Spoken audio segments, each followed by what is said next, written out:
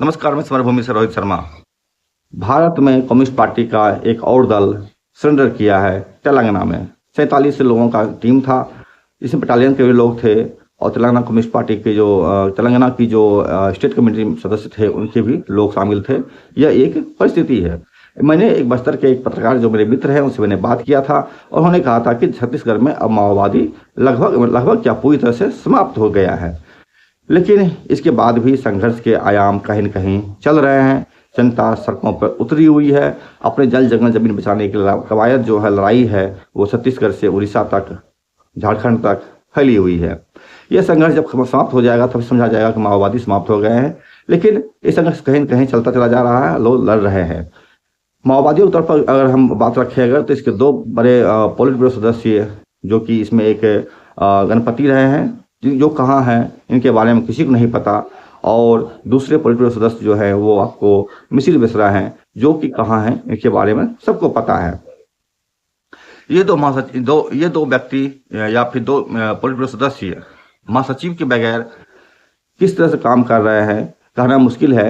लेकिन कई लोगों का कहना है कि जब पूरी माओवादी पार्टी के लोगों ने सरेंडर कर दिया है और अपने हथियार, पैसा, सोना जो कुछ भी था उसने सरकार के झोली में डाल दिया है, तब माओवादी होने का कोई मतलब बचता नहीं है।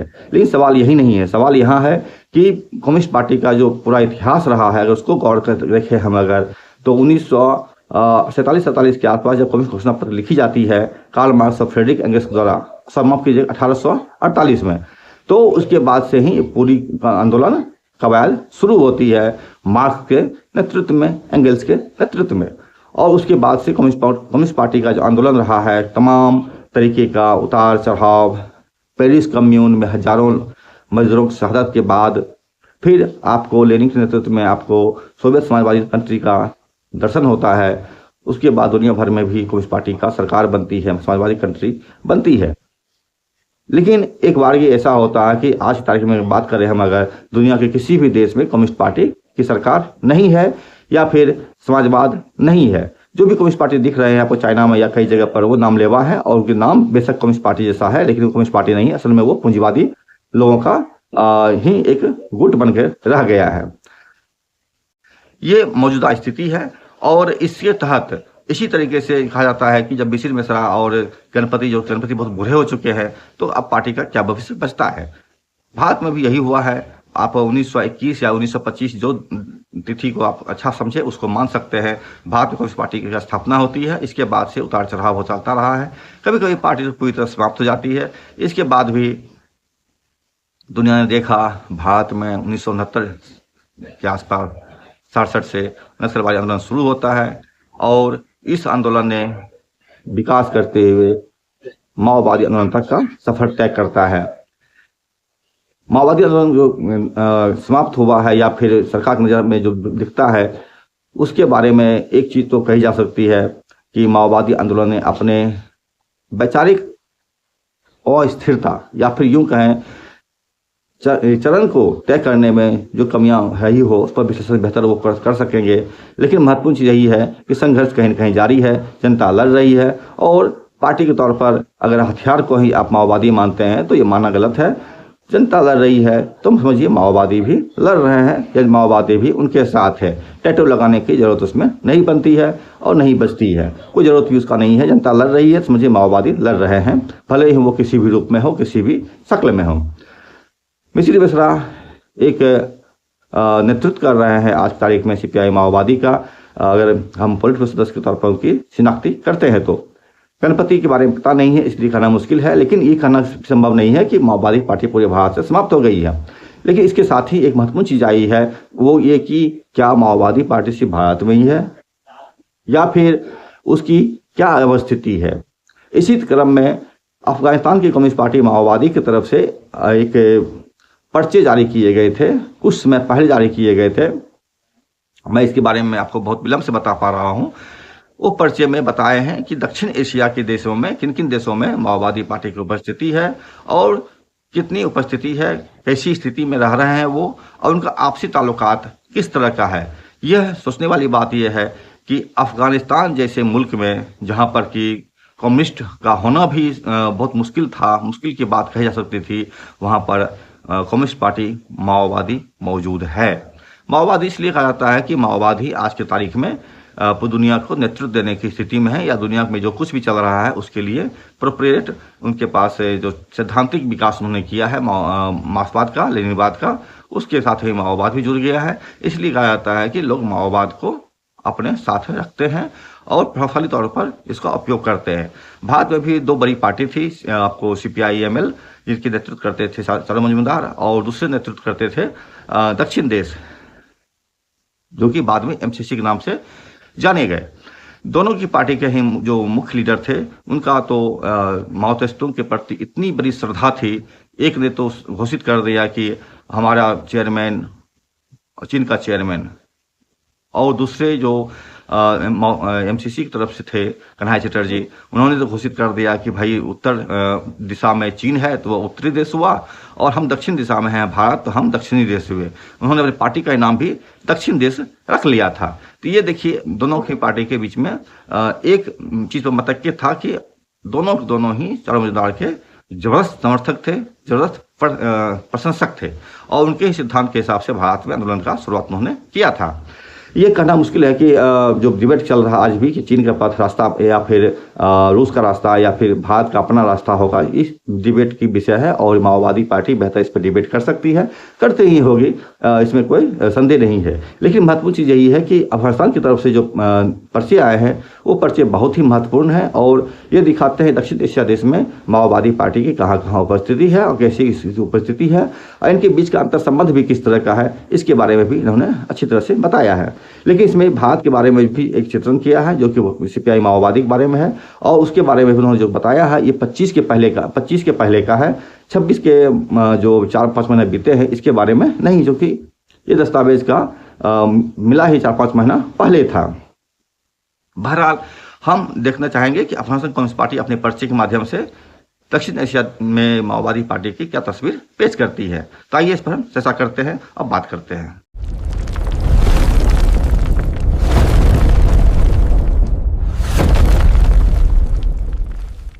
हम सीधे पर्चे को ही पढ़ते हैं, और उस पर्चे के माध्यम से आप समझने की कोशिश करें कि भारत में सहित दुनिया भर में, मतलब दक्षिण एशियाई देशों में किस तरह से माओवादी पार्टी अपनी स्थिति को मजबूत रखे हुए है या फिर लड़ रही है, या क्या स्थिति में है, वो एक तस्वीर यहाँ पर दिख जाएगा आपको। इस पर्चे का शीर्षक ही है अफगानिस्तान की कम्युनिस्ट पार्टी माओवादी द्वारा जारी वर्तमान स्थिति में दक्षिण एशियाई देशों में माओवादी पार्टी की समग्र तस्वीर। जैसा मैंने कहा था 4-5 महीने पहले का ये पर्चा है, तो उसके हिसाब से ये अभी पुराना आप बोल सकते हैं, लेकिन समग्र हालात लगभग यही है।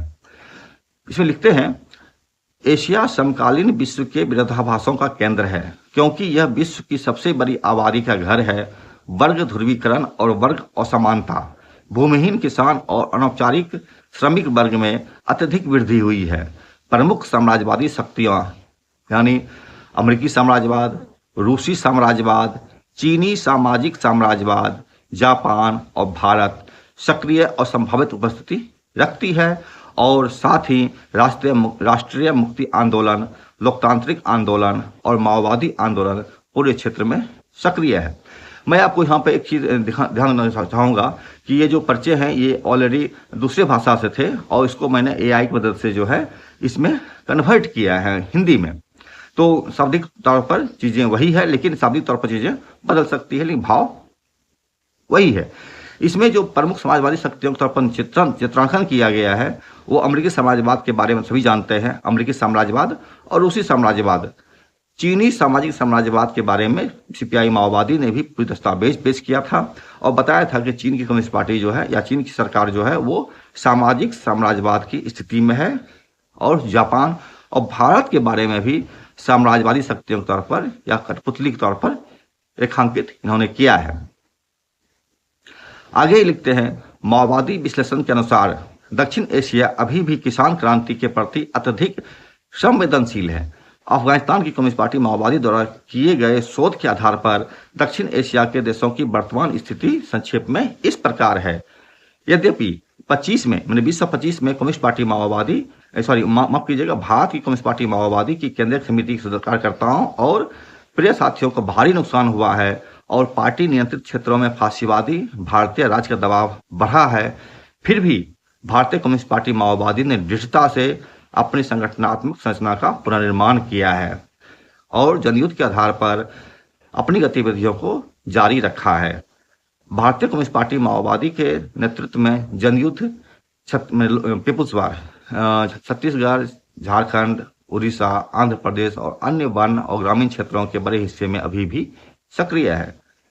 हालांकि भारत सरकार दावा कर रही है छत्तीसगढ़ से पूरी तरह से पार्टी समाप्त हो गई है। बहरहाल झारखंड में है, उड़ीसा में है, आंध्र प्रदेश में भी बहुत जगह पर मौजूद है। जरूरी नहीं है कि हर चीज की जानकारी अमित शाह के ही पास हो, जानकारी जनता के पास भी बेहतर होती है। आगे लिखते हैं ये, गहरे वर्ग और राष्ट्रीय विरोधाभासों के अस्तित्व के कारण भारत विश्व क्रांति के लिए एक संभावित मंच बना हुआ है। दुनिया भर की माओवादी पार्टियां आशा करती है कि 26 में संघर्ष राष्ट्रीय स्तर पर विस्तारित होगा, मुक्त क्षेत्रों के सुदृढ़ीकरण पर ध्यान केंद्रित करेगा, जनयुद्ध को और विकसित करेगा और जन आधारित क्षेत्रों का विस्तार करेगा। यहाँ पर आप इसको मान सकते हैं इस तरह से कि जो एक आशावादी है कि 26 में संघर्ष विस्तारित होगा, तो भारत के संदर्भ में चीजें थोड़ी बदल सकती है, क्योंकि अभी लगातार यहाँ पर सरेंडर्स चल रहे हैं, सरकार के दमन चल रहा है। इस दमन के बीच पार्टी किस तरह सर्वाइव कर रही है, यह भी एक महत्वपूर्ण चीज होगा। इसलिए 26 के बारे में जो उन्होंने कहा है भारत के बारे में, थोड़ा ज्यादा ही आशावादी लग रहा है। हालांकि चीजें बदल भी सकती है, लेकिन चूंकि तथ्यों की जानकारी नहीं कह सकता, सिर्फ अमित शाह के पास ही, जैसे मैंने शुरू में भी कहा था, जनता ही बेहतर जानती है कि माओवादी पार्टी भारत में, छत्तीसगढ़ में भी है या नहीं है, या है तो क्या स्थिति में है और किस स्थिति में है, अगर है तो उसका आगे का मोटिव क्या है, प्लान क्या है। बहरहाल इन्होंने भारत के दुनिया के कई देशों के बारे में, दक्षिण एशियाई देशों के बारे में उन्होंने विश्लेषण किया है, उसको बिंदुवार सुने। भारत, पहला नंबर है भारत का। इस क्षेत्र में माओवाद के मुख्य केंद्र बिंदु। भारतीय कम्युनिस्ट पार्टी माओवादी के विश्लेषण के अनुसार भारत अपने स्पष्ट औद्योगिकरण और लोकतांत्रिक स्वरूप के बावजूद एक अर्ध औपनिवेशिक अर्ध सामंती देश है। भारतीय पूंजीवाद राष्ट्रीय पूंजीवाद नहीं, बल्कि वैश्विक एकाधिकार पूंजी और बहुराष्ट्रीय निगमों पर निर्भर भाई भतीजावाद वाला पूंजीवाद है। दूसरी ओर किसान और श्रमिक वर्ग बढ़ती गरीबी में जी रहे हैं। दूसरा, नेपाल की क्रांतिकारी कम्युनिस्ट पार्टी के विश्लेषण के अनुसार देश एक औपनिवेशिक अर्ध सामंती राज्य है। भारतीय अमेरिकी साम्राज्यवाद और चीनी सामाजिक साम्राज्यवाद के प्रभाव में विघटनकारी मार्ग के माध्यम से 2006 में रुके जनयुद्ध को पुनः आरंभ करना आवश्यक है। अप्रैल 23 में नेपाल की क्रांतिकारी कम्युनिस्ट पार्टी ने एक प्रेस विज्ञप्ति के माध्यम से अपने अस्तित्व की घोषणा की और नेपाल की क्रांतिकारी कम्युनिस्ट पार्टी नामक एक ही पार्टी के तहत वैचारिक, राजनीतिक और संगठनात्मक एकता का ऐलान किया। तब से उन्होंने दक्षिण एशियाई देशों और माओवादी पार्टियों के साथ घनिष्ठ संबंध बनाए रखे हैं। पार्टी की राजनीतिक रिपोर्ट में कहा गया है कि 2026 में नेपाल में जनयुद्ध को फिर से शुरू करने की संभावना और मजबूत हो गई है और यह उम्मीद की जा रही है कि जनयुद्ध के माध्यम से क्रांति का लाल झंडा फिर से फहराया जाएगा।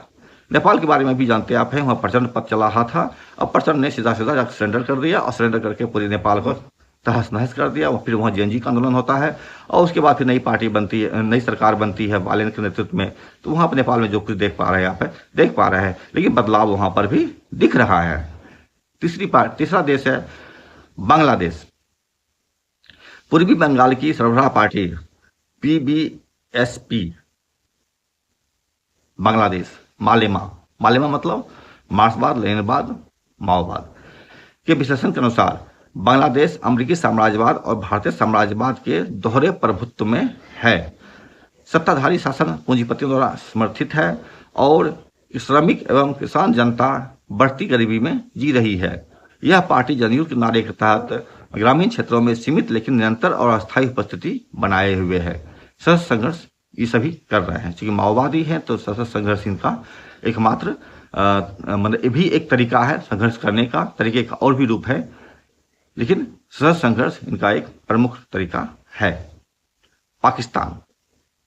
पाकिस्तान की मजदूर किसान पार्टी, श्रमिक और किसान पार्टी जो सीमित माओवादी प्रवृत्तियों वाली एक क्रांतिकारी वामपंथी संस्था है, पाकिस्तान को अमेरिकी साम्राज्यवाद और चीनी सामाजिक साम्राज्यवाद पर निर्भर देश के रूप में देखती है। जिसमें वर्ग, राष्ट्रीयता और जातीय विरोध मौजूद है। पाकिस्तानी माओवादियों के अनुसार सेना और जनता के बीच संघर्ष और मध्य क्षेत्र तथा अन्य प्रांतों बलूचिस्तान, सिंध, खैबर के बीच संघर्ष भविष्य में होने वाले विस्फोट के कारक है। यदि इन चुनौतियों का पूरी तरह से लाभ उठाया जा सके तो ये क्रांतिकारी गतिविधियों के विस्तार में योगदान दे सकती है। पार्टी सम्मेलन में प्रस्तुत राजनीतिक रिपोर्ट में कहा गया है कि उनकी अधिकांश गतिविधियां सैद्धांतिक कार्य और विश्वविद्यालय के छात्रों के बीच प्रचार तक ही सीमित है। 2021 में अफगानिस्तान की कम्युनिस्ट पार्टी माओवादी ने पार्टी का नाम मजदूर किसान से बदलकर कम्युनिस्ट पार्टी करने की आवश्यकता पर बल दिया। साथ ही इसने माओवादी सिद्धांतों पर आधारित गतिविधियों के विस्तार, सशस्त्र गुरिल्ला इकाइयों के गठन, सैन्य कार्यों और पाकिस्तान के आंतरिक राष्ट्रीय आंदोलनों में राजनीतिक सैन्य गेटपैठ बनाने का पर भी बल दिया। माफ कीजिएगा, अफगानिस्तान नहीं, पाकिस्तान जोड़ लीजिएगा आप इसमें। हमें आशा है कि 2026 तक दक्षिण एशिया में माओवादी दलों के आपसी संबंधों को बेहतर ढंग से व्यवस्थित करने के लिए समन्वय के स्तर को मजबूत किया जा सकेगा। अफगानिस्तान, जिसने इस रिपोर्ट को पब्लिश किया है। वर्तमान स्थिति में अफगानिस्तान साम्राज्यवादी और क्षेत्रीय शक्तियों मतलब संयुक्त राज्य अमेरिका, चीन, रूस, ईरान, पाकिस्तान, तुर्की और कतर के लिए एक प्रतिस्पर्धा का मैदान है। 1400 हिजरी मतलब 2021 में इस्लामी अमीरात की वापसी के बाद से देश एक अर्ध औपनिवेशिक अर्ध सामंती राज्य बना हुआ है, जहां एक धर्मतांत्रिक गहन सर्व इस्लामी शासन के तहत अपेक्षाकृत कम औपनिवेशिक प्रभुत्व कायम है। अफगानिस्तान एशिया में है। भारत, बांग्लादेश, फिलीपींस और तुर्की के साथ साथ अर्ध औपनिवेशिक अर्ध सामंती देशों के क्रांतिकारी समूह का हिस्सा, जिन्हें इस क्षेत्र में साम्राज्यवादी श्रृंखला की कमजोर कड़ी माना जाता है। अफगानिस्तान की कम्युनिस्ट पार्टी माओवादी इस्लामी अमीरात और उसके अंतर्राष्ट्रीय समर्थकों के खिलाफ राष्ट्रीय लोकप्रिय और क्रांतिकारी प्रतिरोध युद्ध शुरू करने और उसे आगे बढ़ाने की तैयारी करके देश में एक नई लोकतांत्रिक क्रांति लाने के लिए हर संभव प्रयास करेगी। पार्टी के तीसरे राष्ट्रीय कांग्रेस में अपनाए गए संविधान में जैसा कि स्पष्ट रूप से कहा गया है, देश में नई लोकतांत्रिक क्रांति की विजय के लिए अफगानिस्तान की कम्युनिस्ट पार्टी माओवादी की युद्ध रणनीति जनता की युद्ध रणनीति है। छठा है श्रीलंका। श्रीलंका की कम्युनिस्ट पार्टी, जिसे सिलोन कम्युनिस्ट पार्टी के नाम से भी जाना जाता है, अंतर्राष्ट्रीय क्रांतिकारी अंतर्राष्ट्रीय आंदोलन मतलब RIM रीम एक दुनिया के माओवादियों आंदोलन का एक अंतर्राष्ट्रीय मंच था कि अग्रदूतों में से एक थी। हालांकि यह पार्टी के भीतर क्रांतिकारी उत्तराधिकारियों के प्रशिक्षण को सुनिश्चित करने में विफल रही और अपने संस्थापक नेता की मृत्यु के बाद विघटन का सामना करना पड़ा। बाद में एक दो और नेताओं की मृत्यु के बाद पार्टी पूरी तरह से भंग हो गई और यहां तक कि इसका नाम भी रीम की सदस्यता से हटा दिया गया। इस दल के एक पृथक गुट ने बाद में संसदीय मार्ग अपनाया और जनता विमुक्ति पेरामुना JVP के नाम से जाना जाने लगा, जिसने श्रीलंका कम्युनिस्ट पार्टी कट्टर वामपंथी के नाम से राष्ट्रवादी विचारधारा के तहत काम किया। ऐतिहासिक रूप से माओवादी दलों और तथा कथित कट्टरपंथी वामपंथियों के बीच एक गहरा वैचारिक और राजनीतिक विभाजन रहा है। इस संगठन ने अरगलिया 2022 का जन आंदोलन जैसी महत्वपूर्ण घटनाओं में महत्वपूर्ण भूमिका निभाई और धार्मिक एवं सांप्रदायिक मुद्दों पर भी अपना स्पष्ट रुख किया है। देश में गठबंधन सरकारों में भी उन्होंने भाग लिया है। हमें उम्मीद है कि 26 में एक अंतर्राष्ट्रीय मार्क्सवादी लेनिनवादी माओवादी सम्मेलन का आयोजन करके और अंतर्राष्ट्रीय कम्युनिस्ट आंदोलन को पुनर्जीवित करके श्रीलंका में एक माओवादी केंद्र के गठन में सहायता करना संभव होगा। किए गए शोध के आधार पर यह कहा जा सकता है कि देश में एक माओवादी आंदोलन है जो मार्क्सवाद लेनिनवाद माओवाद का अनुसरण करता है और हम यथाशीघ्र इन संबंधों को स्थापित करने के लिए काम कर रहे हैं। यह श्रीलंका के बारे में एक रिपोर्ट है। भूटान 7 नंबर। भूटान 2008 तक पूर्ण राजतंत्र था, जिसके बाद इसे संवैधानिक राजतंत्र में परिवर्तित कर दिया गया। देश की राजनीतिक व्यवस्था अत्यधिक नियंत्रित है। यहाँ सीमित गैर वैचारिक और अधिकतर उदारवादी राजनीतिक दल हैं। कम जनसंख्या, पारंपरिक बौद्ध धर्म पर आधारित राष्ट्र संरचना और कड़े राजनीतिक नियंत्रण के कारण सभी प्रकार की साम्यवादी वैचारिक गतिविधियों पर प्रतिबंध है। परिणाम स्वरूप देश में कोई भी कट्टरपंथी साम्यवादी केंद्र विकसित नहीं हो पाया है, वहां पर नहीं है। भूटान में मालदीव, यह देश सीमित जनसंख्या वाला एक छोटा द्वीपीय राज्य है। यह सुन्नी इस्लाम के तहत धर्मतांत्रिक राजनीतिक व्यवस्था है। धर्मनिरपेक्ष, कट्टरपंथी और साम्यवादी गतिविधियों के लगभग सभी रूपों पर प्रतिबंध है। परिणाम स्वरूप इसकी सामाजिक राजनीतिक संरचना ने साम्यवाद के प्रचार प्रसार के लिए अनुकूल वातावरण नहीं बनाया है। इस प्रकार यह देखा जा सकता है कि वर्तमान स्थिति में दक्षिण एशिया के देश भारत से लेकर अफगानिस्तान और मालदीव तक तथाकथित नई विश्व व्यवस्था की साम्राज्यवादी राजनीतिक रणनीति से घनिष्ठ रूप से जुड़े हुए हैं, जो एक दमनकारी वैश्विक साम्राज्यवादी राजनीतिक रणनीति है और उस व्यवस्था के एक आवश्यक घटक के रूप में इसे लागू और आगे बढ़ाया जा रहा है। वर्तमान स्थिति में पश्चिम एशिया माने मध्य पूर्व की समग्र स्थिति तस्वीर, मध्य पूर्व मतलब पश्चिम एशिया में Iran, Iraq, Syria, Lebanon, Israel, Palestine, Jordan, Saudi Arab, Yemen, Kuwait, Qatar, Bahrain, Oman, संयुक्त अरब अमीरात और तुर्की शामिल है।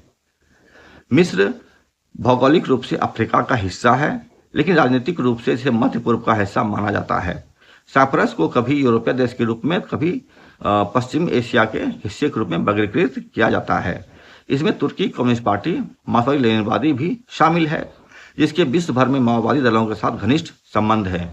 जब भारत के माओवादी के महासचिव बसवराज की हत्या होती है या फिर हिडमा की हत्या होती है, तो इसके बाद से तुर्की की कम्युनिस्ट पार्टी जो मार्क्सवादी लेनिनवादी है, इसने लगातार संदेश भेजे और इनको होमेज किया और इनके लिए अपनी श्रद्धांजलि अर्पित करते हुए इनके ऊपर अपना प्रेस स्टेटमेंट भी जारी किया था और एक संगीत भी इन्होंने जारी किया था हिडमा की मृत्यु के बाद। समय मिलेगा तो मैं उसको भी इस वीडियो में या फिर अगले वीडियो में लगा दूंगा, उस संगीत को आप जरूर सुनेंगे उसको। तो ये कह रहे हैं तुर्की कम्युनिस्ट पार्टी के बारे में, जिनका कि पूरी दुनिया के कम्युनिस्ट पार्टी माओवादी दलों के साथ घनिष्ठ संबंध है।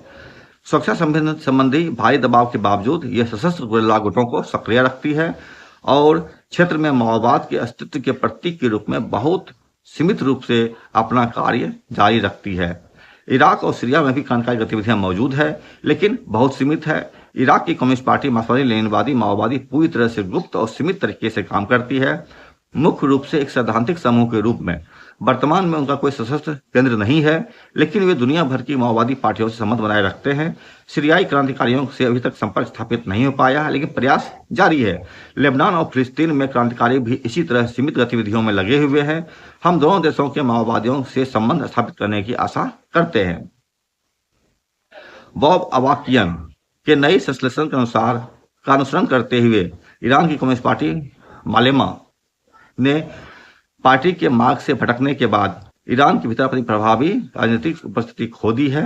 हालांकि एक अलग गुट एक नई पार्टी बनाने का प्रयास कर रहा है और हमें उम्मीद है कि 26 में होने वाला अंतर्राष्ट्रीय माओवादी सम्मेलन देश के भीतर और बाहर माओवादी गतिविधियों के पुनरुद्धार का गवाह बनेगा।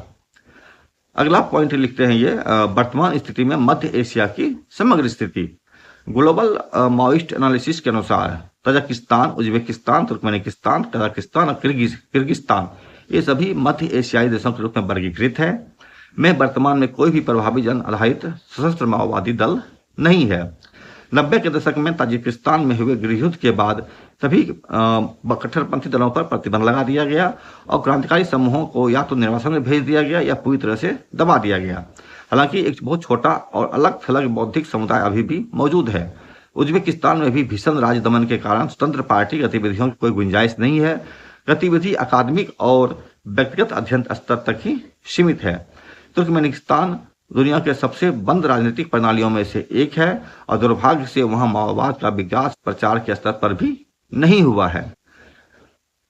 दक्षिण पूर्व एशिया की समग्र तस्वीर वर्तमान स्थिति में दक्षिण पूर्व एशिया के आसियान के सदस्य देश Indonesia, Malaysia, Thailand, Philippines, Singapore, Vietnam, Laos, Cambodia, Myanmar, Burma और ब्रुनई के साथ साथ तिमोर लेस्ते भी शामिल है, जो आसियान का सदस्य नहीं है। इन देशों में से केवल फिलीपींस, इंडोनेशिया और म्यांमार में ही माओवादी गतिविधियां या माओवादी पार्टी मौजूद है। फिलीपींस की कम्युनिस्ट पार्टी दक्षिण पूर्व एशिया की सबसे बड़ी माओवादी पार्टी है और यह मार्क्सवाद, लेनिनवाद, माओवाद और जनयुद्ध के सिद्धांत पर काम करती है। यहाँ पर एक गौर करने वाली बात यही है कि फिलीपींस की कम्युनिस्ट पार्टी जो है बहुत मजबूत है और कहा जाता है कि भारत के सीपीआई माओवादी से भी अधिक मजबूत है, लेकिन दमन वहां पर भी भयानक जारी है। भारत में तो सीपीआई माओवादी पर साल में कभी कभार बम बरसते थे और वहां पर हवाई हमले होते थे, लेकिन फिलीपींस में तो रोज ही दिन में 4 बार बम गिराए जाते हैं आसमान से। इतनी मजबूत पार्टी थी और उसको खत्म करने की वहां भी कवायद चल रही, जिसे भारत में चल रही थी। इसलिए कहा जाता है कि पूरी दुनिया में माओवादियों के खिलाफ एक संघर्ष चल रहा है और माओवादी भी अपनी स्थिति के हिसाब से उसका जवाब दे रहे हैं, चाहे जैसे भी दें। यह दस्तावेज आगे कहता है कि इन देशों में, मतलब Indonesia, Malaysia, Thailand, Philippines, Singapore, Vietnam, Laos, Cambodia, Myanmar और ब्रुनई के साथ साथ तिमोर लेस्ते, इन दक्षिण पूर्व एशियाई में देशों में से केवल फिलीपींस, इंडोनेशिया और म्यांमार में ही माओवादी गतिविधियां या माओवादी पार्टियां मौजूद है। फिलीपींस की कम्युनिस्ट पार्टी दक्षिण पूर्व एशिया की सबसे बड़ी माओवादी पार्टी है और यह मार्क्सवाद, लेनिनवाद, माओवाद और जनयुद्ध के सिद्धांत पर काम करती है।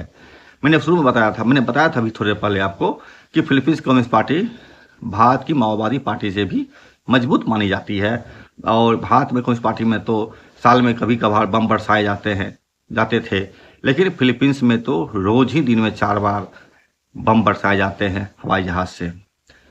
बहरहाल आगे लिखता है दस्तावेज, इंडोनेशियाई कम्युनिस्ट पार्टी पीकेआई कभी दुनिया की सबसे बड़ी कम्युनिस्ट पार्टियों में से एक थी। हालांकि यह माओवादी पार्टी नहीं थी।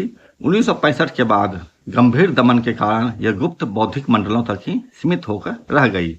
अप्रैल 25 में प्राप्त नवीनतम जानकारी के अनुसार पार्टी साहसिक और चे गुएवारा जैसी शैली में अपनी गुरिल्ला गतिविधियों का विस्तार करने का प्रयास कर रही है। इंडोनेशियाई कम्युनिस्ट पार्टी के एक पत्र के जवाब में अफगानिस्तान कम्युनिस्ट पार्टी माओवादी ने उनकी गतिविधियों का आलोचनात्मक मूल्यांकन किया है। हम एक अंतर्राष्ट्रीय माओवादी सम्मेलन के माध्यम से अंतर्राष्ट्रीय 2 सूत्री संघर्षों में अपनी भूमिका निभाने की आशा करते हैं। म्यांमार में क्रांतिकारी गतिविधियां बहुत ही सीमित रूप में मौजूद है, मुख्य रूप से छोटे समूहों के माध्यम से जो सामान्य मार्क्सवादी लेनिनवादी सिद्धांतों के आधार पर काम करते हैं। म्यांमार के बारे में मैं आपको रिपोर्ट दूंगा और वहां पर भी काफी वहां बकायदा पीएलए का गठन किया गया है और काफी तीखा संघर्ष उन्होंने वहां पर शुरू किया है। हालांकि देश भी छोटा है तो वहां पर का संघर्ष भी उसी हिसाब से चल रहा है, जिसके बारे में यहाँ पर जिक्र है कि यह सामान्य रूप से माओवादी पार्टी के तहत ही काम कर रहा है, मार्क्सवाद लेनिनवाद के तहत। कंबोडिया में खुमेर रुंज के ऐतिहासिक अनुभव ने क्रांतिकारी वामपंथी राजनीति के सभी रूपों, चाहे वो मार्क्सवादी हो या माओवादी, के प्रति गहरी सामाजिक शत्रुता को पैदा कर दिया है, जिसने प्रभावी रूप से उसके पुनरुत्थान को रोक दिया है। इसीलिए दक्षिण पूर्व एशिया में केवल फिलीपींस में ही एक जीवंत, सक्रिय और व्यवहार्य माओवादी पार्टी मौजूद है। वर्तमान स्थिति में पूर्वी एशिया की समग्र तस्वीर, पूर्वी एशिया में चीन, ताइवान, जापान, दक्षिण कोरिया, उत्तर कोरिया, मंगोलिया शामिल है। यदि आज कहीं भी माओवाद जीवित है तो वह मुख्य रूप से पूर्वी एशिया में नहीं बल्कि दक्षिण एशिया यानी भारत और दक्षिण पूर्व एशिया फिलीपींस में है। हालांकि चीन में छोटे माओवादी केंद्र विकसित हुए हैं। अप्रैल 2025 में चीन से प्राप्त एक माओवादी केंद्र के अंतिम पत्र में सीमित गतिविधियों का उल्लेख किया गया है। हमें इस माओवादी केंद्र के साथ संबंध स्थापित करने में खुशी है और हम 26 में इस संबंध को और मजबूत करने की आशा करते हैं। ट्रंप के उदय के बाद से तथा कथित नई विश्व व्यवस्था के नाम पर अपनाई जाने वाली दमनकारी साम्राज्यवादी वैश्विक राजनीतिक रणनीति और भी तीव्र हो गई है। यह रणनीति विद्रोही देशों को अपने नियंत्रण में लाने और उन्हें आज्ञाकारी एवं अधीन राज्यों में परिवर्तित करने के लिए अनेक तरीकों का प्रयोग करती है। धमकी, विलय, रसदखोरी, राजनीतिक दबाव, आर्थिक प्रतिबंध, रंगभेद क्रांति, रंग क्रांति, दमन, सैन्य हस्तक्षेप, अलगाववाद को उकसाना और आक्रमण एवं कब्जे के खुले युद्ध। अभी आपने देखा कि किस तरह से वेनेजुएला के राष्ट्रपति को दिन दहाड़े उठा लिया गया था, मैंने दिन दहाड़े नहीं, रात में 2 बजे के बाद उठा लिया गया था। और आपने देखा कि किस तरह से इराक में सद्दाम हुसैन को उठा करके फांसी लटका दिया गया। अभी आप देख रहे हैं कि ईरान के साथ हुए लगातार युद्ध में है और लगातार छल कपट झूठ साँच जो कुछ भी बोलना होता है वो बोल करके अपना काम चला रहा है। बहरहाल आगे दस्तावेज लिखता है 2025 में इस दमनकारी साम्राज्यवादी रणनीति ने विद्रोही शासनों के विरुद्ध हिंसक सैन्य और नागरिक रूप धारण किए हैं और अमेरिकी साम्राज्यवाद के मित्रवत शासनों के विरुद्ध इसे धीरे धीरे और सहिष्णुतापूर्वक लागू किया गया। 26 में अन्य समाजवादी शक्तियों और चीनी सामाजिक समाजवाद के साथ कड़ी प्रतिस्पर्धा में बेलगाम अमेरिकी साम्राज्यवाद वर्चस्व को बनाए रखने के उद्देश्य से विश्व के पुनर्विभाजन को तीव्र करने की यह प्रवृत्ति और भी बढ़ने की उम्मीद है। इस रणनीति का आर्थिक आधार सबसे तीव्र नव उदारवादी साम्राज्यवादी आर्थिक वैश्वीकरण है। वर्तमान वैश्विक परिस्थिति में चल रहे क्रांतिकारी युद्ध भारत, फिलीपींस, तुर्की क्रांतिकारी संघर्ष के रणनीतिक आधार और स्तंभ के रूप में कार्य कर रहे हैं, विशेष कर सरबराह क्रांति के संदर्भ में। हालांकि भारत के बारे में भी जो विश्लेषण उन्होंने किया है, वो वर्तमान में जिस तरह से सरेंडर्स लगातार हुए, हजारों माओवादियों ने सरेंडर किया है, तो माओवादी जो गतिविधि है वो थोड़ा कम हुआ है भारत संदर्भ में। अमित शाह ने घोषणा भी कर दिया है कि 31 मार्च 26 के बाद भारत से माओवादी समाप्त हो गए हैं। बहरहाल वस्तुस्थिति ऐसी है नहीं। आगे दस्तावेज लिखता है कि वर्तमान वैश्विक परिस्थिति में चल रहे क्रांतिकारी युद्ध भारत, फिलीपींस, तुर्की क्रांतिकारी संघर्ष के रणनीतिक आधार और स्तंभ के रूप में कार्य कर रहे हैं, विशेषकर सरबराह क्रांति के संदर्भ में। आपको बता दूं, भारत की स्थिति में कम्युनिस्ट पार्टी माओवादी की स्थिति थोड़ी कमजोर हुई है, जैसा कि इन दोनों लगातार सरेंडर्स हुए हैं, बड़े नेताओं की हत्याएं की गई है या फिर उनकी गिरफ्तारी हुई है। तो फिर भी भारत की माओवादी पार्टी अपने धार पर मजबूत है, मौजूद है, क्योंकि किसी भी परिस्थिति को विकसित करने के लिए, जनता को क्रांतिकारी साहस भरने के लिए जो परिस्थिति होती है, वो परिस्थिति भारत में मौजूद है। आपको याद होगा, तेलंगाना का आंदोलन होने के बाद तेलंगाना में ही आंदोलन फिर से मजबूती से माओवादी आंदोलन उठ खड़ा हुआ। इसीलिए ये कहना कि मैंने माओवादी आंदोलन वहाँ हुए, खत्म हो गए, ऐसा नहीं होता है। जनता के अंदर वो क्रांतिकारी साहस मौजूद रहता है और वो कभी भी विस्फोटक स्थिति में नए रूप में ढल सकता है, ढलने में सक्षम होता है। बहरहाल आगे लिखते हैं, ये विशेषकर सरबराह क्रांति के संदर्भ में जो ये भारत, फिलीपींस और तुर्की के नाम दे रहे हैं। विश्व भर में मार्क्सवादी लेनिनवादी माओवादी दल और संगठनों का अस्तित्व और उसकी सक्रिय गतिविधियां, जिनमें से कुछ जनयुद्ध शुरू करने और उसे आगे बढ़ाने की तैयारी में गहराई से संलग्न है, यह सिद्ध करती है कि सरबराह क्रांति की लहर यद्यपि क्रांतिकारी चीन के दिनों की तुलना में काफी कमजोर है, फिर भी समाप्त नहीं हुई है। मतलब जब चीन में माओ मौजूद थे, माओ त्से मौजूद थे, उस दौर में तो चीजें काफी विकसित हुई थी। भारत में भी नक्सलवादी मूवमेंट शुरू हुआ था और फिर उनके ही चीन की माओ त्से रहने के साथ ही बाद ही जो है यहाँ खत्म भी हो गया। लेकिन फिर भी यहाँ पर जो आंदोलन चला पूरी दुनिया भर में, उसकी नींव आज भी मजबूती से है। बेशक कमजोर उस दौर की तुलना में हुआ है, लेकिन आज भी ये समाप्त नहीं हुआ है। जब तक अंतर्राष्ट्रीय मार्क्सवादी लेनिनवादी माओवादी संघर्ष सरबराह क्रांतिकारी लहर को प्रोजीवित करता रहेगा और क्रांतिकारी आशावाद और भविष्य की प्रगति में विश्वास बना रहेगा, तब तक सरबराह क्रांतिकारी लहर के अंत का घोषणा करना इस संघर्ष और आशा की पीठ में छुरा भोंकने के समान होगा। साम्राज्यवादी शक्तियों, दुनिया के शोषित लोगों और राष्ट्रों के बीच का मुख्य वैश्विक विरोधाभास अभी भी बरकरार है। दस्तावेज का आगे जो शीर्षक है, सब शीर्षक, वो लिखता है सामान्य निष्कर्षों का सारांश। लिखता है दस्तावेज, उपरोक्त सभी बातों के आधार पर यह निष्कर्ष निकाला जा सकता है कि हाल के दशकों में महत्वपूर्ण बदलावों और रूपांतरणों के बावजूद विश्व अभी भी साम्राज्यवाद और सरबराह क्रांति के युग में है। हम न तो साम्राज्यवाद विरोधी युग में हैं और न ही पूंजीवाद विरोधी युग में। कौन से युग में है? तो साम्राज्यवाद और सरबराह क्रांति के युग में। ये स्पष्ट कर रहा है, माओवादी भी भारत के यही कहते हैं। साम्राज्यवाद और शोषित राष्ट्रों और लोगों के बीच विरोधाभास, साम्राज्यवादी और पूंजीवादी देशों में सरबराह और पूंजीपति वर्ग के बीच का विरोधाभास और स्वयं साम्राज्यवादी शक्तियों के बीच का विरोधाभास, ये सभी पूंजीवाद के मूलभूत विरोधाभास में निहित है, जो उत्पादन के समाजीकरण और निजी विनियोग के बीच है। स्पष्ट रूप से इस वास्तविकता को प्रदर्शित करते हैं। वर्तमान वैश्विक परिदृश्य में मुख्य विरोधाभास साम्राज्यवाद और शोषित राष्ट्रों और जनता के बीच का विरोधाभास है। हालांकि अन्य दो विरोधाभास भी तीव्र होते जा रहे हैं। यद्यपि चीन में समाजवाद के पतन और पूंजीवाद की पुनर्स्थापना के बाद साम्राज्यवाद और समाजवाद के बीच का विरोधाभास अस्थायी रूप से कम हो गया है।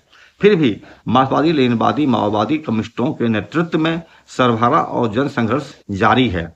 सर्वहारा क्रांतिकारी लहरें हालांकि गंभीर रूप से कमजोर हो गई है, समाप्त नहीं हुई है और भविष्य में और भी गहरी और व्यापक हो सकती है। जैसा कि मैंने शुरुआत से ही कहा था आपको, जब पेरिस कम्यून की लड़ाई में हार होती है, 70,000 से अधिक लोग की, माफ कीजिएगा, 40,000 से अधिक मजदूरों की जानें जाती है, उसको बाकायदा समूहबद्ध करके गोली मार दी जाती है। 40,000 संख्या याद रखिएगा। भारत में तो इतनी माओवादी मारे भी नहीं गए हैं अभी तक में, जितना कि पेरिस जैसे छोटे से देश में, राज्य में भून डाले गए हैं मजदूर 40,000। तब जबकि पहली बार कम्युनिस्ट घोषणा पत्र लिखा गया था और उसके बाद वहां पर संघर्ष हुआ था, कम्युनिस्ट पेरिस कम्यून की स्थापना हुई थी। भारत में लगभग जिसकी आबादी 150 करोड़ है, वहां पर 1,000, 2,000, 5,000, 10,000 लोगों की हत्या होना कोई छोटी सी संख्या है। यहाँ तो करोड़ में होना चाहिए था, 10 करोड़, 20 करोड़, 25 करोड़, तब जाकर संख्या उसके अनुपात में पुरता। लेकिन पेरिस कम्यून जैसे छोटे से जगह पर, फ्रांस की राजधानी पेरिस है, वहां पर पेरिस कम्यून की स्थापना की गई थी, तो वहां पर 40,000 से अधिक मजदूरों की हत्या कर दी गई थी। भारत में तो कुछ भी नहीं हुआ है। विश्व का साम्राज्यवादी देशों और साम्राज्यवादी प्रभुत्व के अधीन देशों में विभाजन, जिसने सरबराह क्रांति के 2 घटकों को निर्धारित किया। साम्राज्यवादी देशों में समाजवादी क्रांति और उत्पीड़ित देशों में राष्ट्रीय मुक्ति या नई लोकतांत्रिक क्रांति आज भी विश्व के दोहरे चरित्र को परिभाषित करता है। समकालीन दुनिया के मूलभूत विरोधाभासों को हल करने की अपरिहार्य एकता, शोषण और दमन पर आधारित साम्राज्यवादी पूंजीवादी विश्व व्यवस्था को उखाड़ फेंकने और एक नई लोकतांत्रिक और समाजवादी क्रांति के माध्यम से एक वैश्विक वर्गीय विहीन साम्यवादी समाज की ओर बढ़ने की आवश्यकता और भी अधिक मजबूत और अधिक जरूरी हो गई है। मार्क्सवादी, लेनिनवादी, माओवादी नारा राजनीतिक सत्ता बंदूक नली से पैदा होता है, यानी हिंसक क्रांति का सिद्धांत और जनयुद्ध की रणनीति विश्व भर के सरबराह क्रांतिकारियों के लिए अंतिम और विवादित और मूलभूत क्रांतिकारी रणनीति बनी हुई है। तथाकथित शांतिपूर्ण और अहिंसक रणनीतियां केवल संशोधनवादी भ्रम है, जिसका उद्देश्य जनता, विश्व की जनता और क्रांतिकारियों को धोखा देना है। सरबराह अंतरराष्ट्रीयतावाद जिंदाबाद, मार्क्सवाद, लेनिनवाद, माओवाद जिंदाबाद। मार्क्सवाद, लेनिनवाद, माओवादी सरबराह क्रांति का महान लाल झंडा बुलंद रहे। अफगानिस्तान की कम्युनिस्ट पार्टी माओवादी, ये इनका दस्तावेज था और इन्होंने साफ तौर पर स्पष्ट अंतिम पंक्ति उन्होंने लिखा है कि मार्क्सवाद, लेनिनवाद, माओवादी नारा राजनीतिक सत्ता बंदूक नली से पैदा होता है। यह आज भी बना हुआ सिद्धांत तौर पर, और जो लोग इसका चुनाव के माध्यम से, अहिंसक रणनीति के माध्यम से या शांतिपूर्ण तरीके से, सब वेणुगोपाल राव ने कहा था, अब वो सुधर गए हैं और जो गलतियां पिछले 60 सालों से उन्होंने किया है, अब उसको सुधार करके अमित शाह के गोद में बैठ गए हैं और क्रांति अब वहीं से करेंगे वो। तो वह जो है जनता और विश्व के क्रांतिकारियों को धोखा देने की ही बात कर रहे हैं। बहरहाल ये पूरा पत्र था उनका, जो अफगानिस्तान की कम्युनिस्ट पार्टी माओवादी की तरफ से जारी किया गया था। आप इस पर क्या सोचते हैं और इसके बारे में आपका क्या राय है, आप हमारे कमेंट सेक्शन में जरूर बताएं। और साथ ही आप हमारे चैनल को लाइक कीजिए, सब्सक्राइब कीजिए, शेयर कीजिए और संभव हो सके तो आर्थिक मदद देने का प्रयास करें। हमारे जो QR कोड हैं, जो वीडियो के सबसे आगे दिया हुआ है, उसको स्कैन करके दे सकते हैं, या फिर हाँ मेंबरशिप लेकर के, या फिर थैंक्स बटन देकर दबा करके भी आप हमें आर्थिक सहयोग भेज सकते हैं। बहुत बहुत शुक्रिया आपका। नमस्कार। Yes, समरभूमि, let's go! यहाँ चलती ना कोई सिफारिश, इरादे फौलादी, बस जीत की ख्वाहिश। ये समरभूमि, रांझो का मैदान, दुश्मन के कैंप में मचा देंगे घमसा। हर move calculated, mind sharp like a blade, top tier performance we never degrade. ये समरभूमि है अल्टीमेट शोडाउन, देखो हमारा ही चलता यहाँ पे काउंटडाउन। समरभूमि में जीत हमारी, दुश्मन की अब आई है बारी, खेल का मैदान हम है खिलाड़ी, समरभूमि में जीत हमारी। Yes,